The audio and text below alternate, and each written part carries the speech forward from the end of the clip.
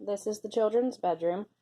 Since we only have the one bathroom, I have created a little self-care station in their bedroom with Lucy's potty seat. These are 2 waterproof pads in the floor in case of accident. She has another basket for dirty laundry and some wipes and pull-ups for bed there.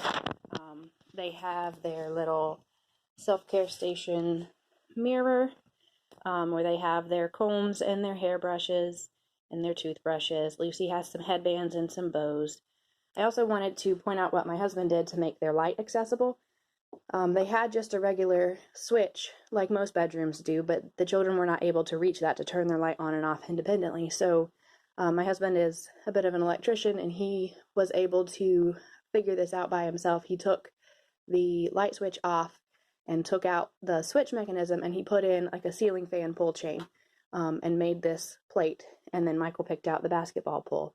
And so this chain is adjustable, and we can make it as long or as short as the children need so that they just pull it to turn off the light and pull it to turn the light on.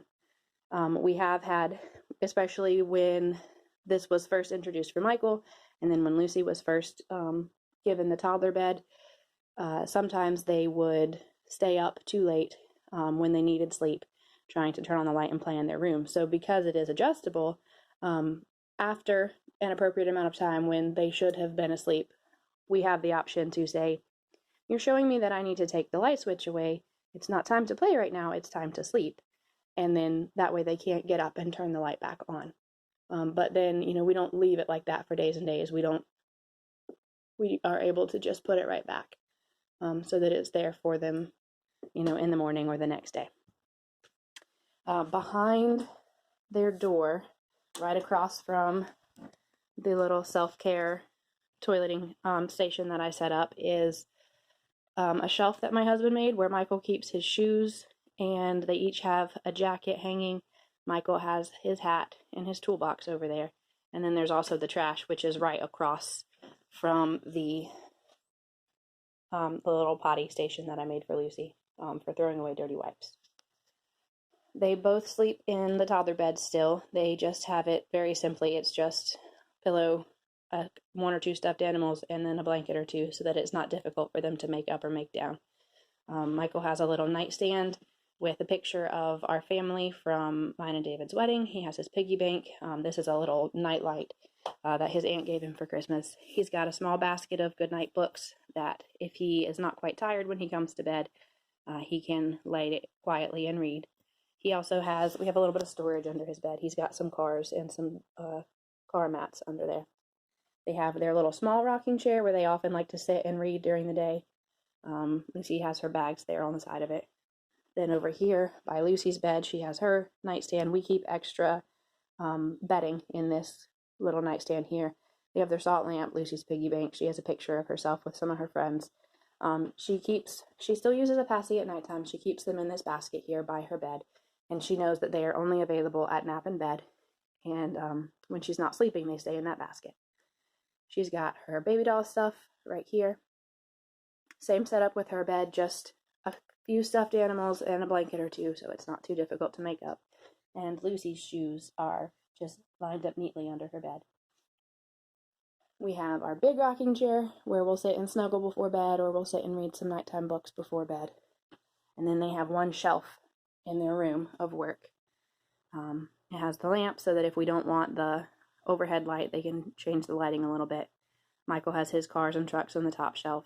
There's kind of some work that they both like on the middle shelf: musical instruments, a shape puzzle, their work mat. And then on the bottom shelf is Lucy's barn with her animal figurines inside and some of her cars. Then what I've done with their clothes, they have this dresser that has 3 drawers on each side. They each have 2 drawers. Lucy's 2 are on the bottom and Michael's 2 are in the middle. Lucy's clothes, the drawers are a little empty. It's time to do some laundry. But she has her underwear, her socks, her jammies rolled up, and then her tights back there. And her other drawer has just a few outfits. That's 1 dress and then 3 outfits and a sweater. So that she doesn't just kind of go crazy throwing clothes everywhere. I have the rest of her clothes stored somewhere else, and I just provide a few outfits at a time. Then Michael, because he's older and he's more familiar with the process, he doesn't really dig through his clothes as much anymore, so he has access to all of his clothes. He has his hoodie, long pants. He does have one pair of shorts in the back, some long sleeve shirts and some short sleeve shirts, and he knows how to pick clothes without messing up his drawer too much. And then he has his drawer with his underwear, socks, pajamas, t-shirts, stuff like that. I will note that the clothes that I put in the drawer are just their play clothes. They don't have access to nice clothes that I wouldn't want getting messy or dirty. Those are in their closet. And I don't really make those generally accessible, so I don't have to worry about Lucy wanting to wear a super frilly dress to school and getting it all muddy. She just has access to the clothes that I am okay with being play clothes. So that's their room.